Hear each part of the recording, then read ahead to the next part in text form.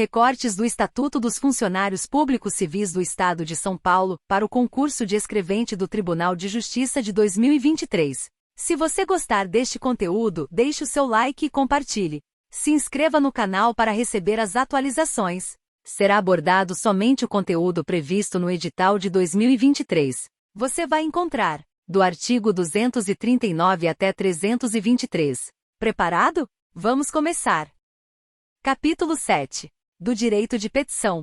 Artigo 239. É assegurado a qualquer pessoa, física ou jurídica, independentemente de pagamento, o direito de petição contra a ilegalidade ou abuso de poder e para a defesa de direitos. Parágrafo 1º. Qualquer pessoa poderá reclamar sobre abuso, erro, omissão ou conduta incompatível no serviço público. Parágrafo 2º. Em nenhuma hipótese a administração poderá recusar-se a protocolar, encaminhar ou apreciar a petição, sob pena de responsabilidade do agente. Artigo 240. Ao servidor é assegurado o direito de requerer ou representar, bem como, nos termos desta lei complementar, pedir reconsideração e recorrer de decisões, no prazo de 30 dias, salvo previsão legal específica. Título 6. Dos deveres, das proibições e das responsabilidades. Capítulo 1. Dos deveres e das proibições. Seção 1. Dos deveres. Artigo 241. São deveres do funcionário. Inciso 1º. Ser assíduo e pontual. Inciso 2º. Cumprir as ordens superiores, representando quando forem manifestamente ilegais. Inciso 3º. Desempenhar com zelo e presteza os trabalhos de que for incumbido. Inciso 4º. Guardar sigilo sobre os assuntos da repartição e especialmente sobre despachos, decisões ou providências. Inciso 5º. Representar aos superiores sobre todas as irregularidades de que tiver conhecimento no exercício de suas funções. Inciso 6º. Tratar com urbanidade as pessoas. Inciso 7º. Residir no local onde exerce o cargo ou onde autorizado. Inciso 8º. Providenciar para que esteja sempre em ordem, no assentamento individual, a sua declaração de família. Inciso 9º. Zelar pela economia do material do Estado e pela conservação do que for confiado à sua guarda ou utilização. Inciso 10º. Apresentar-se convenientemente trajado em serviço ou com uniforme determinado, quando for o caso. Inciso 11º. Atender prontamente com preferência sobre qualquer outro serviço, às requisições de papéis, documentos, informações ou providências que lhe forem feitas pelas autoridades judiciárias ou administrativas, para a defesa do Estado em juízo. Inciso 12º. Cooperar e manter espírito de solidariedade com os companheiros de trabalho. Inciso 13º. Estar em dia com as leis, regulamentos, regimentos, instruções e ordens de serviço que digam respeito às suas funções. E, inciso 14º. Proceder na vida pública e privada na forma que dignifique a função. Seção 2. Das proibições. Artigo 242. Ao funcionário é proibido. Inciso 1º. Revogado. Inciso 2º. Retirar, sem prévia permissão da autoridade competente, qualquer documento ou objeto existente na repartição. Inciso 3º. Entreter-se durante as horas de trabalho em palestras, leituras ou outras atividades estranhas ao serviço.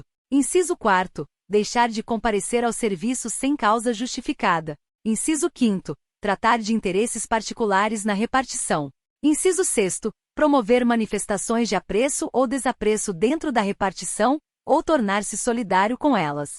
Inciso 7º. Exercer comércio entre os companheiros de serviço, promover ou subscrever listas de donativos dentro da repartição e, inciso 8º. Empregar material do serviço público em serviço particular. Artigo 243. É proibido ainda, ao funcionário. Inciso 1º. Fazer contratos de natureza comercial e industrial com o governo, por si, ou como representante de outrem. Inciso 2º. Participar da gerência ou administração de empresas bancárias ou industriais, ou de sociedades comerciais, que mantenham relações comerciais ou administrativas com o governo do Estado, sejam por este subvencionadas ou estejam diretamente relacionadas com a finalidade da repartição ou serviço em que esteja lotado. Inciso 3º. Requerer ou promover a concessão de privilégios, garantias de juros ou outros favores semelhantes, federais, estaduais ou municipais, exceto o privilégio de invenção própria. Inciso 4º. Exercer, mesmo fora das horas de trabalho, emprego ou função em empresas, estabelecimentos ou instituições que tenham relações com o governo, em matéria que se relacione com a finalidade da repartição ou serviço em que esteja lotado. Inciso 5º. Aceitar representação de Estado estrangeiro, sem autorização do Presidente da República. Inciso 6º. Comerciar ou ter parte em sociedades comerciais nas condições mencionadas no item 2º deste artigo, podendo, em qualquer caso, ser acionista, cotista ou comanditário. Inciso 7º. Incitar greves ou a elas aderir, ou praticar atos de sabotagem contra o serviço público. Inciso 8º. Praticar a usura. Inciso 9º. Constituir-se procurador de partes ou servir de intermediário perante qualquer repartição pública, exceto quando se tratar de interesse de cônjuge ou parente até 2º grau. Inciso 10. Receber estipêndios de firmas fornecedoras ou de entidades fiscalizadas no país ou no estrangeiro, mesmo quando estiver em missão referente à compra de material ou fiscalização de qualquer natureza.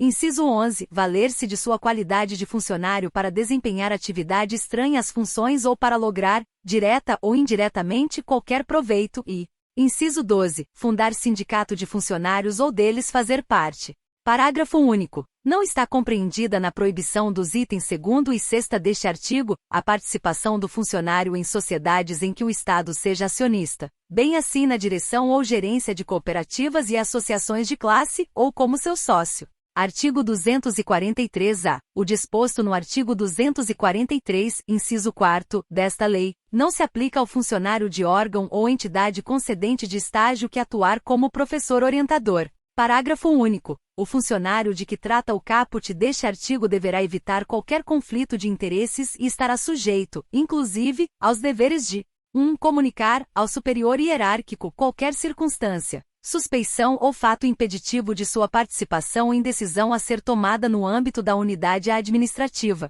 2. Abster-se de atuar nos processos ou procedimentos em que houver interesse da instituição de ensino.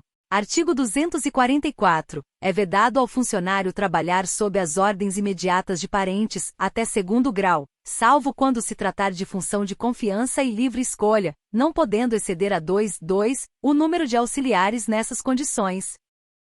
Capítulo 2. Das responsabilidades. Artigo 245. O funcionário é responsável por todos os prejuízos que nessa qualidade causar à Fazenda Estadual, por dolo ou culpa, devidamente apurados. Parágrafo único. Caracteriza-se especialmente a responsabilidade. Inciso 1º. Pela sonegação de valores e objetos confiados à sua guarda ou responsabilidade, ou por não prestar contas ou por não as tomar, na forma e no prazo estabelecidos nas leis, regulamentos, regimentos, instruções e ordens de serviço. Inciso 2º. Pelas faltas, danos, avarias e quaisquer outros prejuízos que sofrerem os bens e os materiais sob sua guarda, ou sujeitos a seu exame ou fiscalização. Inciso 3º. Pela falta ou inexatidão das necessárias averbações nas notas de despacho, guias e outros documentos da Receita, ou que tenham com eles relação e, inciso 4º, por qualquer erro de cálculo ou redução contra a Fazenda Estadual. Artigo 246. O funcionário que adquirir materiais em desacordo com disposições legais e regulamentares, será responsabilizado pelo respectivo custo, sem prejuízo das penalidades disciplinares cabíveis, podendo-se proceder ao desconto no seu vencimento ou remuneração. Artigo 247. Nos casos de indenização à Fazenda Estadual, o funcionário será obrigado a repor de uma só vez a importância do prejuízo causado em virtude de alcance, desfalque, remissão ou omissão em efetuar recolhimento ou entrada nos prazos legais. Artigo 248. Fora dos casos incluídos no artigo anterior, a importância da indenização poderá ser descontada do vencimento ou remuneração não excedendo desconto a 10ª parte do valor destes. Parágrafo único. No caso do item 4º do parágrafo único do artigo 245, não tendo havido má-fé, será aplicada a pena de repreensão e, na reincidência, a de suspensão. Artigo 249. Será igualmente responsabilizado o funcionário que, fora dos casos expressamente previstos nas leis, regulamentos ou regimentos, cometer a pessoas estranhas às repartições, o desempenho de encargos que lhe competirem ou aos seus subordinados. Artigo 250. A responsabilidade administrativa não exime o funcionário da responsabilidade civil ou criminal que no caso couber, nem o pagamento da indenização a que ficar obrigado na forma dos arts. 247 e 248, o exame da pena disciplinar em que incorrer. Parágrafo 1º. A responsabilidade administrativa é independente da civil e da criminal. Parágrafo 2º. Será reintegrado ao serviço público, no cargo que ocupava e com todos os direitos e vantagens devidas, o servidor absolvido pela Justiça, mediante simples comprovação do trânsito em julgado de decisão que negue a existência de sua autoria ou do fato que deu origem à sua demissão. Parágrafo 3º. O processo administrativo só poderá ser sobrestado para aguardar decisão judicial por despacho motivado da autoridade competente para aplicar a pena. Título 7. Das penalidades, da extinção da punibilidade, das providências preliminares, das práticas autocompositivas, do termo de ajustamento de conduta e da suspensão condicional da sindicância. Capítulo 1. Das penalidades e de sua aplicação. Artigo 251. São penas disciplinares. Inciso 1º, repreensão. Inciso 2º, suspensão. Inciso 3º, multa. Inciso 4º, demissão. Inciso 5º, demissão a bem do serviço público. E inciso 6º, cassação de aposentadoria ou disponibilidade. Artigo 252. Na aplicação das penas disciplinares serão consideradas a natureza e a gravidade da infração e os danos que dela provierem para o serviço público. Artigo 253. A pena de repreensão será aplicada por escrito, nos casos de indisciplina ou falta de cumprimento dos deveres. Artigo 254. A pena de suspensão, que não excederá de 90 a 90 dias, será aplicada em caso de falta grave ou de reincidência. Parágrafo 1º. O funcionário suspenso perderá todas as vantagens e direitos decorrentes do exercício do cargo. Parágrafo 2º. A autoridade que aplicar a pena de suspensão poderá converter essa penalidade em multa, na base de 50%, por dia de vencimento ou remuneração, sendo o funcionário, nesse caso, obrigado a permanecer em serviço. Artigo 255. A pena de multa será aplicada na forma e nos casos expressamente previstos em lei ou regulamento. Artigo 256. Será aplicada a pena de demissão nos casos de: inciso 1º, revogado. Inciso 2º, procedimento irregular, de natureza grave. Inciso 3º, ineficiência no serviço. Inciso 4º, aplicação indevida de dinheiros públicos e inciso 5º, inassiduidade.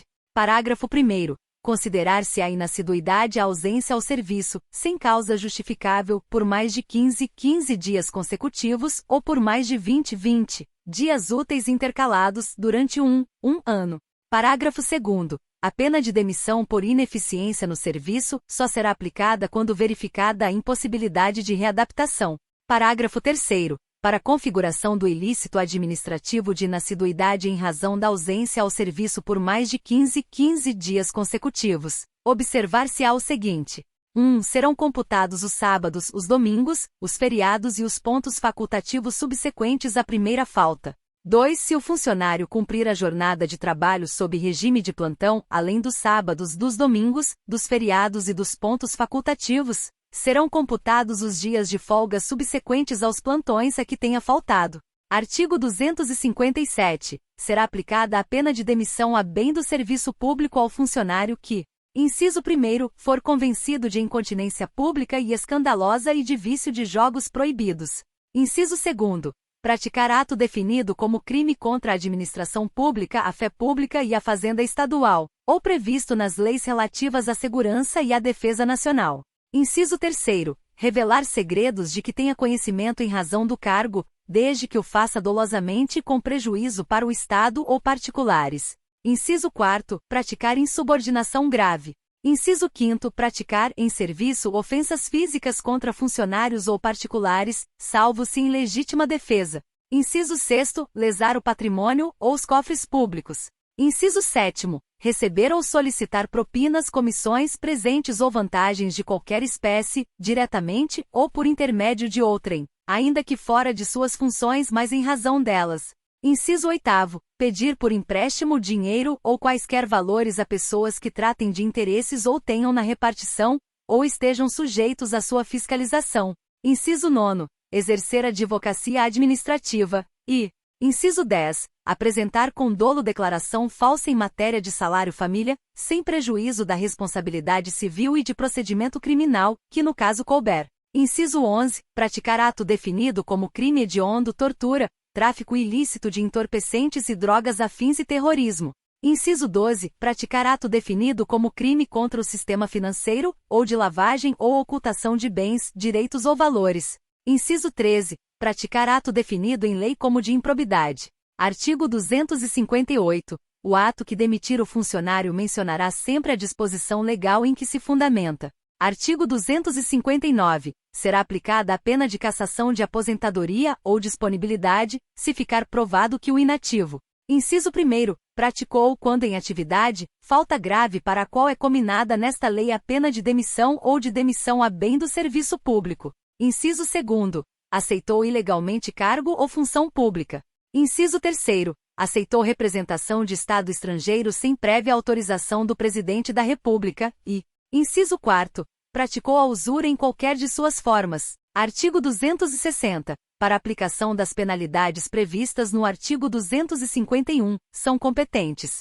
Inciso 1. O governador. Inciso 2. Os secretários de Estado, o Procurador-Geral do Estado e os superintendentes de autarquia. Inciso 3. Os chefes de gabinete até a de suspensão. Inciso 4. Os coordenadores até a de suspensão limitada a 60 dias. Inciso 5. Os diretores de departamento e divisão, até a de suspensão limitada a 30 dias. Parágrafo único. Havendo mais de um infrator e diversidade de sanções, a competência será da autoridade responsável pela imposição da penalidade mais grave. Artigo 261. Extingue-se a punibilidade pela prescrição. Inciso 1. Da falta sujeita à pena de repreensão, suspensão ou multa em 2 anos. Inciso 2. Da falta sujeita à pena de demissão a bem do serviço público e de cassação da aposentadoria ou disponibilidade em 5 anos. Inciso 3. Da falta prevista em lei como infração penal, no prazo de prescrição em abstrato da pena criminal, se for superior a 5 anos. Parágrafo 1. A prescrição começa a correr: 1. Do dia em que a falta for cometida. 2. Do dia em que tenha cessado a continuação ou a permanência, nas faltas continuadas ou permanentes. Parágrafo 2. Interrompem a prescrição a portaria que instaura sindicância e a que instaura processo administrativo. Parágrafo 3. O lapso prescricional corresponde: 1. Na hipótese de desclassificação da infração, ao da pena efetivamente aplicada. 2. Na hipótese de mitigação ou atenuação, ao da pena em tese cabível. Parágrafo 4. A prescrição não corre: 1. Enquanto sobrestado o processo administrativo para aguardar decisão judicial, na forma do parágrafo 3º do artigo 250. 2. Enquanto insubsistente o vínculo funcional que venha a ser restabelecido. 3. Durante a suspensão da sindicância, nos termos do artigo 267-N desta lei. 4. No curso das práticas autocompositivas. 5. Durante o prazo estabelecido para o cumprimento do termo de ajustamento de conduta. Parágrafo 5º. Extinta a punibilidade pela prescrição, a autoridade julgadora determinará o registro do fato nos assentamentos individuais do servidor. Parágrafo 6º. A decisão que reconhecer a existência de prescrição deverá desde logo determinar, quando for o caso, as providências necessárias à apuração da responsabilidade pela sua ocorrência. Artigo 262. O funcionário que sem justa causa deixar de atender a qualquer exigência para cujo cumprimento seja marcado prazo certo, terá suspenso o pagamento de seu vencimento ou remuneração até que satisfaça essa exigência. Parágrafo único. Aplica-se aos aposentados ou em disponibilidade o disposto neste artigo. Artigo 263. Deverão constar do assentamento individual do funcionário todas as penas que lhe forem impostas. Capítulo 2. Das providências preliminares. Artigo 264. A autoridade que por qualquer meio tiver conhecimento de irregularidade praticada por funcionário adotará providências visando a sua imediata apuração, sem prejuízo das medidas urgentes que o interesse da administração exigir, podendo submeter o caso às práticas autocompositivas ou propor celebração de termo de ajustamento de conduta. Parágrafo único. A autoridade poderá, desde logo, submeter o caso às práticas autocompositivas, especialmente nas situações em que evidenciada a ocorrência de conflitos interpessoais, objetivando sempre a melhor solução para resguardar o interesse público. Artigo 265. A autoridade realizará apuração preliminar, de natureza simplesmente investigativa, quando a infração não estiver suficientemente caracterizada ou definida a autoria. Parágrafo 1º. A apuração preliminar deverá ser concluída no prazo de 30 dias. Parágrafo 2º. Não concluída no prazo a apuração, a autoridade deverá imediatamente encaminhar ao chefe de gabinete relatório das diligências realizadas e definir o tempo necessário para o término dos trabalhos. Parágrafo 3º. Ao concluir a apuração preliminar, a autoridade deverá opinar fundamentadamente pelo arquivamento ou pela instauração de sindicância ou de processo administrativo. Artigo 266. Determinada a instauração de sindicância ou processo administrativo, ou no seu curso, havendo conveniência para a instrução ou para o serviço, poderá o chefe de gabinete, por despacho fundamentado, ordenar as seguintes providências. Inciso 1º. Afastamento preventivo do servidor, quando recomendar a moralidade administrativa ou a apuração do fato, sem prejuízo de vencimentos ou vantagens, até 180 dias prorrogáveis uma única vez por igual período. Inciso 2º. Designação do servidor acusado para o exercício de atividades exclusivamente burocráticas até decisão final do procedimento. Inciso 3º. Recolhimento de carteira funcional, distintivo, armas e algemas.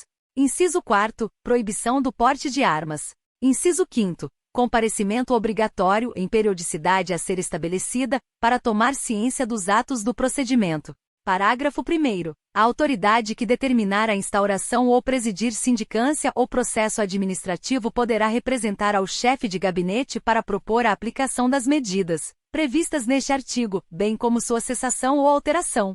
Parágrafo 2º. O chefe de gabinete poderá, a qualquer momento por despacho fundamentado, fazer cessar ou alterar as medidas previstas neste artigo. Artigo 267. O período de afastamento preventivo computa-se como de efetivo exercício, não sendo descontado da pena de suspensão eventualmente aplicada.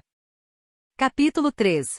Das práticas autocompositivas, do termo de ajustamento de conduta e da suspensão condicional da sindicância. Artigo 267-A. A autoridade competente para determinar a apuração de irregularidade e a instauração de sindicância ou processo administrativo e o procurador do Estado responsável por sua condução ficam autorizados, mediante despacho fundamentado, a propor as práticas autocompositivas, a celebração de termo de ajustamento de conduta, bem como a suspensão condicional da sindicância, nos termos desta lei. Artigo 267-B. As práticas autocompositivas, a serem regulamentadas por decreto, serão orientadas pelos princípios da voluntariedade, corresponsabilidade, reparação do dano, confidencialidade, informalidade, consensualidade e celeridade, observado o seguinte. Inciso 1º. As sessões serão conduzidas por facilitador de justiça restaurativa ou mediador devidamente capacitado e realizadas em ambiente adequado que resguarde a privacidade dos participantes e a confidencialidade de suas manifestações. Inciso 2º. A participação do funcionário será voluntária e a eventual recusa não poderá ser considerada em seu desfavor. Parágrafo 1º. São práticas autocompositivas a mediação, a conciliação, os processos circulares e outras técnicas de justiça restaurativa.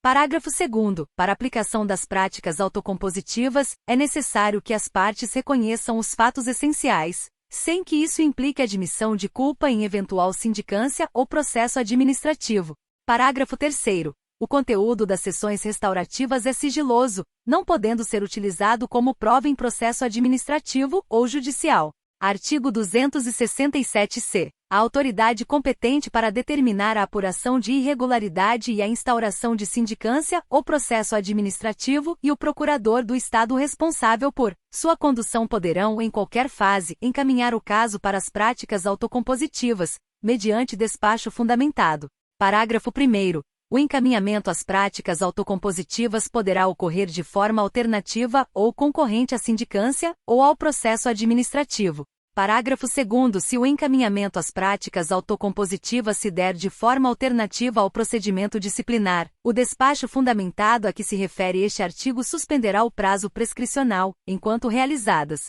Artigo 267-D. O acordo celebrado na sessão autocompositiva será homologado pela autoridade administrativa competente para determinar a instauração da sindicância ou pelo procurador do Estado responsável por sua condução. Parágrafo 1º. O cumprimento do acordo celebrado na sessão autocompositiva extingue a punibilidade nos casos em que, cumulativamente, 1. A conduta do funcionário não gerou prejuízo ao erário, ou este foi integralmente reparado. 2. Forem cabíveis em tese as penas de repreensão, suspensão e multa. Parágrafo 2º. Nos casos em que o cumprimento do acordo restaurativo não ensejar a extinção da punibilidade, tal acordo deverá ser considerado pela autoridade competente para a mitigação da sanção, objetivando sempre a melhor solução para o serviço público. Parágrafo 3º. A extinção da punibilidade, nos termos do parágrafo 1º deste artigo, será declarada pelo chefe de gabinete, que poderá delegar esta atribuição. Artigo 267-E. O termo de ajustamento de conduta é um instrumento mediante o qual o funcionário assume a responsabilidade pela irregularidade a que deu causa e compromete-se a ajustar sua conduta, bem como a observar os deveres e proibições previstos nas leis e regulamentos que regem suas atividades e reparar o dano, se houver. Parágrafo único. O termo de ajustamento de conduta poderá ser adotado nos casos de extravio ou dano a bem público que não tenham decorrido de conduta dolosa praticada pelo funcionário, e terá como requisito obrigatório o integral ressarcimento do prejuízo. Artigo 267-F. A celebração do termo de ajustamento de conduta poderá ser proposta pela autoridade competente para a instauração da apuração preliminar quando atendidos os seguintes requisitos relativos ao funcionário interessado. Inciso 1º. Não ter agido com dolo ou má-fé. Inciso 2º. Ter mais de 5 anos de efetivo exercício no cargo ou função. Inciso 3º. Não ter sofrido punição de natureza disciplinar nos últimos 5 anos. Inciso 4º. Não ter sindicância ou processo disciplinar em curso. Inciso 5º. Não ter celebrado termo de ajustamento de conduta nos últimos 3 anos. Parágrafo único. Exclusivamente para os fins do disposto no caput deste artigo, o termo de ajustamento de conduta será registrado nos assentos funcionais do funcionário. Artigo 267-G. O termo de ajustamento de conduta será homologado pelo chefe de gabinete, mediante prévia manifestação da consultoria jurídica da Procuradoria-Geral do Estado acerca dos termos e condições estabelecidos. Parágrafo único. O chefe de gabinete poderá delegar a atribuição prevista neste artigo. Artigo 267 horas. A proposta de celebração do termo de ajustamento de conduta poderá ser feita de ofício ou a pedido do funcionário interessado. Parágrafo único. O pedido de celebração de termo de ajustamento de conduta feito pelo funcionário interessado poderá ser indeferido com base em juízo de admissibilidade que conclua pelo não cabimento da medida em relação à irregularidade a ser apurada. Artigo 267 e o termo de ajustamento de conduta deverá conter: inciso 1º, a qualificação do funcionário envolvido. Inciso 2º, a descrição precisa do fato a que se refere. Inciso 3º, as obrigações assumidas. Inciso 4º, o prazo e a forma de cumprimento das obrigações. Inciso 5º, a forma de fiscalização das obrigações assumidas. Parágrafo único. O prazo de cumprimento do termo de ajustamento de conduta não poderá ser inferior a 1, nem superior a 2 anos. Artigo 267-J. O cumprimento das condições do termo de ajustamento de conduta implicará a extinção da punibilidade, que será declarada pelo chefe de gabinete. Parágrafo único. O chefe de gabinete poderá delegar a atribuição prevista neste artigo. Artigo 267 litros. No caso de descumprimento do termo de ajustamento de conduta, ou cometimento de nova falta funcional durante o prazo de cumprimento do ajuste, a autoridade encarregada da fiscalização providenciará, se necessário, a conclusão da apuração preliminar e a submeterá à autoridade competente para deliberação. Artigo 267-M. Não corre a prescrição durante o prazo fixado para o cumprimento do termo de ajustamento de conduta. Artigo 267-N. Após a edição da portaria de instauração da sindicância, o procurador do Estado que a presidir poderá propor sua suspensão pelo prazo de 1 a 2 anos, desde que o funcionário tenha mais de 5 anos de exercício no cargo ou função e não registre punição de natureza disciplinar nos últimos 5 anos. Parágrafo 1º. O procurador do Estado especificará as condições da suspensão em especial. a apresentação de relatórios trimestrais de atividades e a frequência regular sem faltas injustificadas. Parágrafo 2º. A suspensão será revogada se o beneficiário vier a ser processado por outra falta disciplinar ou se descumprir as condições estabelecidas no parágrafo 1º deste artigo, prosseguindo, nestes casos, o procedimento disciplinar cabível. Parágrafo 3º. Expirado o prazo da suspensão e tendo sido cumpridas suas condições, o Procurador do Estado encaminhará os autos à Secretaria de Estado ou autarquia para a declaração da extinção da punibilidade. Parágrafo 4º. Não será concedido novo benefício durante o dobro do prazo da anterior suspensão, contado da declaração de extinção da punibilidade, na forma do parágrafo 3º deste artigo. Parágrafo 5º. Durante o período da suspensão não correrá prazo prescricional, ficando vedado ao beneficiário ocupar cargo em comissão ou exercer função de confiança. Artigo 267-O. Alternativamente à suspensão condicional da sindicância prevista no artigo 267-N desta lei, a sindicância também poderá ser suspensa caso os envolvidos, voluntariamente, concordem com o encaminhamento para as práticas autocompositivas. Parágrafo único. A sindicância ficará suspensa até o cumprimento do acordo restaurativo, decorrente das práticas autocompositivas, respeitado o prazo máximo de 2 anos. Artigo 267-P. As Secretarias de Estado, a Procuradoria-Geral do Estado, a Controladoria-Geral do Estado e as autarquias poderão estabelecer condições para a suspensão da sindicância, observadas as especificidades de sua estrutura ou de sua atividade. Título 8. Do Procedimento Disciplinar. Capítulo 1. Das Disposições Gerais. Artigo 268. A apuração das infrações será feita mediante sindicância ou processo administrativo, assegurados o contraditório e a ampla defesa. Artigo 269. Será instaurada sindicância quando a falta disciplinar, por sua natureza, possa determinar as penas de repreensão, suspensão ou multa. Parágrafo único. Não será instaurada sindicância em face de funcionário já exonerado, aposentado, anteriormente demitido ou que, por qualquer razão, tenha deixado de manter vínculo com a administração pública. Artigo 270. Será obrigatório o processo administrativo quando a falta disciplinar, por sua natureza, possa determinar as penas de demissão a bem do serviço público e de cassação de aposentadoria ou disponibilidade. Artigo 271. Os procedimentos disciplinares punitivos serão realizados pela Procuradoria-Geral do Estado e presididos por Procurador do Estado confirmado na carreira. Capítulo 2. Da sindicância. Artigo 272. São competentes para determinar a instauração de sindicância as autoridades enumeradas no artigo 260. Parágrafo 1º. Instaurada a sindicância, o Procurador do Estado que a presidir comunicará o fato ao órgão setorial de pessoal. Parágrafo 2º. As Secretarias de Estado, a Procuradoria-Geral do Estado, a Controladoria-Geral do Estado e as autarquias disciplinarão as condições de suspensão da sindicância, observados os requisitos mínimos desta lei e as respectivas peculiaridades. Artigo 273. Aplicam-se à sindicância as regras previstas nesta lei complementar para o processo administrativo, com as seguintes modificações. Inciso 1. A autoridade sindicante e cada acusado poderão arrolar até 3 testemunhas. Inciso 2. A sindicância deverá estar concluída no prazo de 60 dias. Inciso 3. Com o relatório, a sindicância será enviada à autoridade competente para a decisão. Capítulo 3. Do processo administrativo. Artigo 274. São competentes para determinar a instauração de processo administrativo as autoridades enumeradas no artigo 260, até o inciso 4º, inclusive.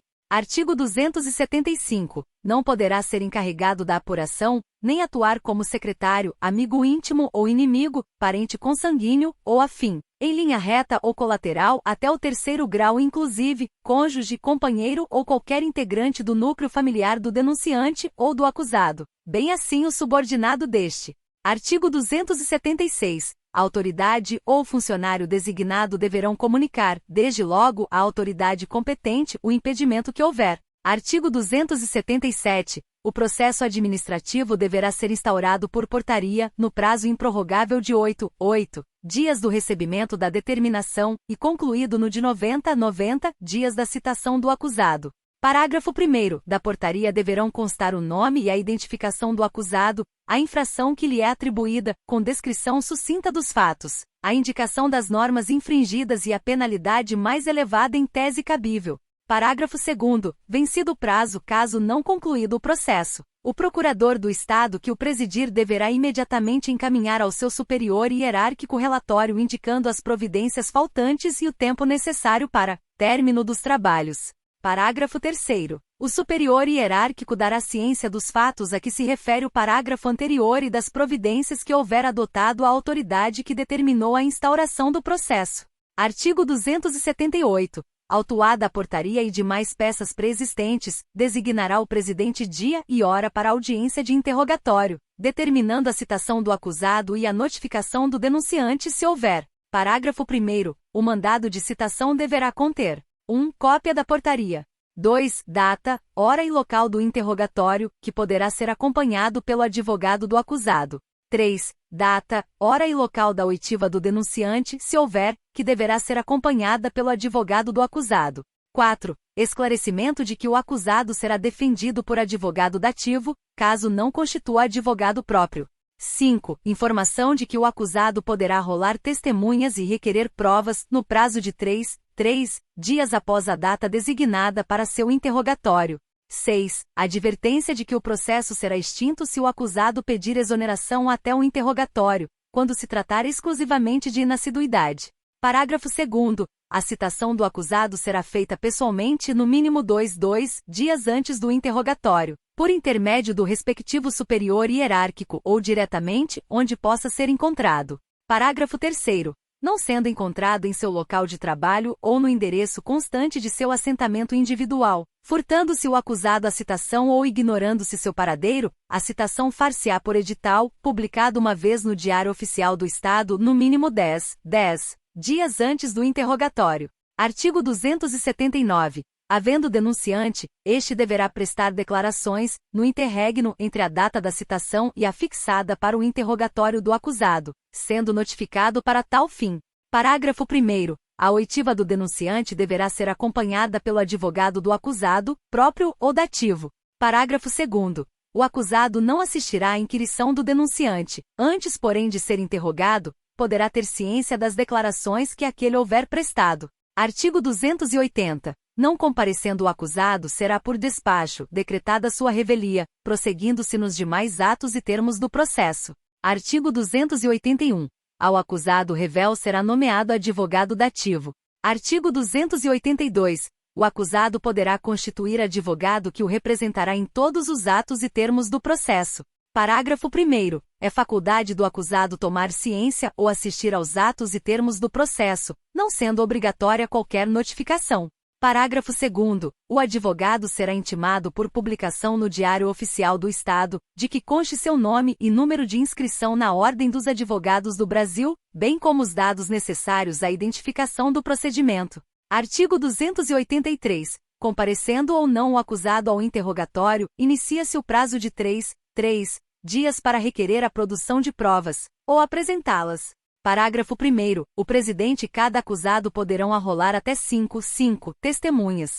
Parágrafo 2º. A prova de antecedentes do acusado será feita exclusivamente por documentos até as alegações finais. Parágrafo 3º. Até a data do interrogatório será designada a audiência de instrução. Artigo 284. Na audiência de instrução, serão ouvidas pela ordem as testemunhas arroladas pelo presidente e pelo acusado. Parágrafo único. Tratando-se de servidor público, seu comparecimento poderá ser solicitado ao respectivo superior imediato com as indicações necessárias. Artigo 285. A testemunha não poderá eximir-se de depor, salvo se for ascendente, descendente, cônjuge, ainda que legalmente separado, companheiro, irmão, sogro e cunhado, pai, mãe ou filho adotivo do acusado, exceto quando não for possível, por outro modo, obter-se ou integrar-se à prova do fato e de suas circunstâncias. Parágrafo 1º. Se o parentesco das pessoas referidas for com o denunciante, ficam elas proibidas de depor, observada a exceção deste artigo. Parágrafo 2º. Ao servidor que se recusar a depor, sem justa causa, será pela autoridade competente adotada a providência a que se refere o artigo 262, mediante comunicação do presidente. Parágrafo 3º. O servidor que tiver de depor como testemunha fora da sede de seu exercício, terá direito a transporte e diárias na forma da legislação em vigor, podendo ainda expedir-se precatória para esse efeito à autoridade do domicílio do depoente. Parágrafo 4º. São proibidas de depor as pessoas que, em razão de função, ministério, ofício ou profissão, devam guardar segredo, salvo se, desobrigadas pela parte interessada, quiserem dar o seu testemunho. Artigo 286. A testemunha que morar em comarca diversa poderá ser inquirida pela autoridade do lugar de sua residência, expedindo-se para esse fim carta precatória com prazo razoável intimada à defesa. Parágrafo 1º. Deverá constar da precatória a síntese da imputação e os esclarecimentos pretendidos, bem como a advertência sobre a necessidade da presença de advogado. Parágrafo 2º. A expedição da precatória não suspenderá a instrução do procedimento. Parágrafo 3º. Fim do prazo marcado, o procedimento poderá prosseguir até final decisão. A todo tempo, a precatória, uma vez devolvida, será juntada aos autos. Artigo 287. As testemunhas arroladas pelo acusado comparecerão à audiência designada independente de notificação. Parágrafo 1º. Deverá ser notificada a testemunha cujo depoimento for relevante e que não comparecer espontaneamente. Parágrafo 2º. Se a testemunha não for localizada, a defesa poderá substituí-la, se quiser, levando na mesma data designada para a audiência outra testemunha, independente de notificação. Artigo 288. Em qualquer fase do processo poderá o presidente, de ofício ou a requerimento da defesa, ordenar diligências que entenda convenientes. Parágrafo 1º. As informações necessárias à instrução do processo serão solicitadas diretamente, sem observância de vinculação hierárquica mediante ofício, do qual cópia será juntada aos autos. Parágrafo 2º. Sendo necessário o concurso de técnicos ou peritos oficiais, o presidente os requisitará, observados os impedimentos do artigo 275. Artigo 289. Durante a instrução, os autos do procedimento administrativo permanecerão na repartição competente. Parágrafo 1º. Será concedida a vista dos autos ao acusado, mediante simples solicitação, sempre que não prejudicar o curso do procedimento. Parágrafo 2º. A concessão de vista será obrigatória, no prazo para manifestação do acusado ou para apresentação de recursos, mediante publicação no Diário Oficial do Estado. Parágrafo 3º. Não corre o prazo senão depois da publicação a que se refere o parágrafo anterior e desde que os autos estejam efetivamente disponíveis para vista. Parágrafo 4º. Ao advogado é assegurado o direito de retirar os autos da repartição, mediante recibo, durante o prazo para manifestação de seu representado, salvo na hipótese de prazo comum, de processo sob regime de segredo de justiça, ou quando existirem nos autos documentos originais de difícil restauração ou ocorrer circunstância relevante que justifique a permanência dos autos na repartição, reconhecida pela autoridade em despacho motivado. Artigo 290. Somente poderão ser indeferidos pelo presidente, mediante decisão fundamentada, os requerimentos de nenhum interesse para o esclarecimento do fato, bem como as provas ilícitas, impertinentes, desnecessárias ou protelatórias. Artigo 291. Quando, no curso do procedimento, surgirem fatos novos imputáveis ao acusado, poderá ser promovida a instauração de novo procedimento para sua apuração, ou, caso conveniente, aditada a portaria, reabrindo-se oportunidade de defesa. Artigo 292. Encerrada a fase probatória, dar-se à vista dos autos à defesa, que poderá apresentar alegações finais no prazo de 7 dias. Parágrafo único. Não apresentadas no prazo as alegações finais, o presidente designará advogado dativo, assinando-lhe novo prazo. Artigo 293. O relatório deverá ser apresentado no prazo de 10 dias, contados da apresentação das alegações finais. Parágrafo 1º. O relatório deverá descrever, em relação a cada acusado separadamente, as irregularidades imputadas, as provas colhidas e as razões de defesa, propondo a absolvição ou punição e indicando, nesse caso, a pena que entender cabível. Parágrafo 2º. O relatório deverá conter, também, a sugestão de quaisquer outras providências de interesse do serviço público. Artigo 294. Relatado, o processo será encaminhado à autoridade que determinou sua instauração. Artigo 295. Recebendo o processo relatado, a autoridade que houver determinado sua instauração deverá, no prazo de 20 dias, proferir o julgamento ou determinar a realização de diligência, sempre que necessária ao esclarecimento de fatos. Artigo 296. Determinada a diligência, a autoridade encarregada do processo administrativo terá prazo de 15 dias para seu cumprimento, abrindo vista à defesa para manifestar-se em 5 dias. Artigo 297. Quando escaparem à sua alçada as penalidades e providências que lhe parecerem cabíveis, a autoridade que determinou a instauração do processo administrativo deverá propô-las, justificadamente dentro do prazo para julgamento, à autoridade competente. Artigo 298. A autoridade que proferir decisão determinará os atos dela decorrentes e as providências necessárias à sua execução. Artigo 299. As decisões serão sempre publicadas no Diário Oficial do Estado, dentro do prazo de 8 dias, bem como averbadas no Registro Funcional do Servidor. Artigo 300. Terão forma processual resumida, quando possível, todos os termos lavrados pelo secretário, quais sejam: autuação, juntada, conclusão, intimação, data de recebimento, bem como certidões e compromissos. Parágrafo 1º. Toda e qualquer juntada aos autos se fará na ordem cronológica da apresentação, rubricando o presidente as folhas acrescidas. Parágrafo 2º. Todos os atos ou decisões, cujo original não conste do processo, nele deverão figurar por cópia. Artigo 301. Constará sempre dos autos da sindicância ou do processo a folha de serviço do indiciado. Artigo 302. Quando ao funcionário se imputar crime praticado na esfera administrativa, a autoridade que determinou a instauração do processo administrativo providenciará para que se instaure, simultaneamente, o inquérito policial. Parágrafo único. Quando se tratar de crime praticado fora da esfera administrativa, a autoridade policial dará ciência dele à autoridade administrativa.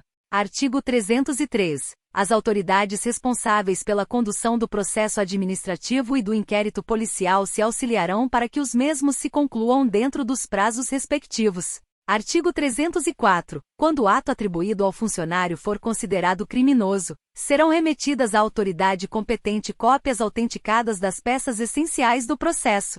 Artigo 305. Não será declarada a nulidade de nenhum ato processual que não houver influído na apuração da verdade substancial ou diretamente na decisão do processo ou sindicância. Artigo 306. É defeso fornecer à imprensa ou a outros meios de divulgação notas sobre os atos processuais, salvo no interesse da administração, a juízo do secretário de Estado ou do Procurador-Geral do Estado. Artigo 307. Decorridos 5 anos de efetivo exercício, contados do cumprimento da sanção disciplinar, sem cometimento de nova infração, não mais poderá aquela ser considerada em prejuízo do infrator, inclusive para efeito de reincidência.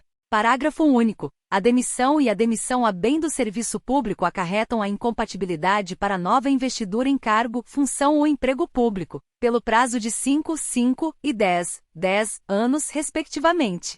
Capítulo 4. Do processo por inassiduidade. Artigo 308. Verificada a ocorrência de faltas ao serviço que caracterizem inassiduidade, o superior imediato comunicará o fato à autoridade competente para determinar a instauração de processo disciplinar, instruindo a representação com cópia da ficha funcional do funcionário e atestados de frequência. Artigo 309. Não será instaurado processo para apurar inassiduidade do funcionário que tiver pedido exoneração. Artigo 310. Extingue-se o processo instaurado exclusivamente para apurar inassiduidade se o indiciado pedir exoneração até a data designada para o interrogatório, ou por ocasião deste. Artigo 311. A defesa somente poderá versar sobre força maior, coação ilegal ou motivo legalmente justificável que impeça o comparecimento ao trabalho. Capítulo 5. Dos recursos. Artigo 312. Caberá recurso por uma única vez da decisão que aplicar penalidade. Parágrafo 1º. O prazo para recorrer é de 30 dias, contados da publicação da decisão impugnada no Diário Oficial do Estado ou da intimação pessoal do servidor, quando for o caso. Parágrafo 2º. Do recurso deverá constar, além do nome e qualificação do recorrente, a exposição das razões de inconformismo. Parágrafo 3º. O recurso será apresentado à autoridade que aplicou a pena, que terá o prazo de 10 dias para, motivadamente, manter sua decisão ou reformá-la. Parágrafo 4º. Mantida a decisão, ou reformada parcialmente, será imediatamente encaminhada a reexame pelo superior hierárquico. Parágrafo 5º. O recurso será apreciado pela autoridade competente ainda que incorretamente denominado ou endereçado. Artigo 313. Caberá pedido de reconsideração, que não poderá ser renovado, de decisão tomada pelo governador do Estado em única instância, no prazo de 30 dias. Artigo 314. Os recursos de que trata esta lei complementar não têm efeito suspensivo. Os que forem providos darão lugar às retificações necessárias, retroagindo seus efeitos à data do ato punitivo. Capítulo 6. Da revisão.